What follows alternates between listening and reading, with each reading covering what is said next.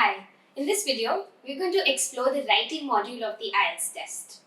As for speaking, writing is another part of the language where one needs to express their ideas and emotions themselves rather than just understanding or perceiving someone else's. So this particular part of the IELTS test aims to assess the written verbal communication proficiency of the candidate. Again, we are going to discuss AT and the GT, which is the academic test, as well as the general training versions of the writing module separately now. In the academic version, there are two parts of the test, task 1 and task 2.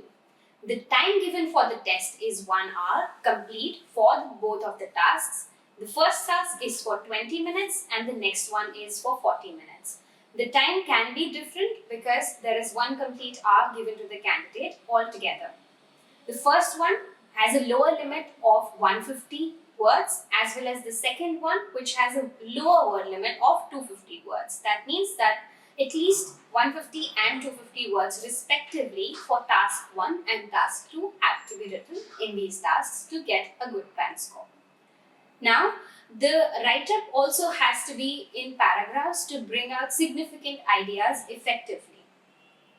Then, in the AT test or the academic version of the test, if you look at the task 1, there are some visual visual graphics that we have to respond to, that the candidate has to respond to.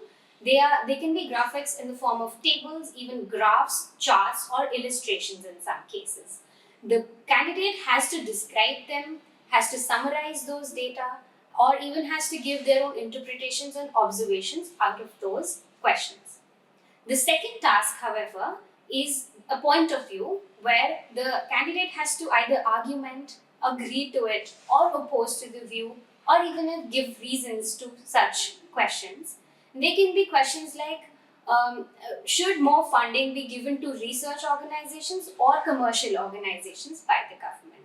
So a candidate has to present their ideas and support it with suitable examples. In this section of the test, the candidate has to write or use the language and their ideas very formally because it is an academic test. The next version, which is the general training version, also consists of two tasks. The duration is the same, which is 1 hour, 20 minutes for the first task, 40 for the next. The lower word limit is also exactly the same, which is 150 for first task and 250 for the second one. However, the first task in the general training test is a letter. So the person has to respond to a question by writing a letter. It can be a congratulatory letter. It can be an informal letter to a friend, giving them sympathies about an injury, etc. Or even a formal one, asking the renting agency for giving them a complaint about your heating system. So this was the first task.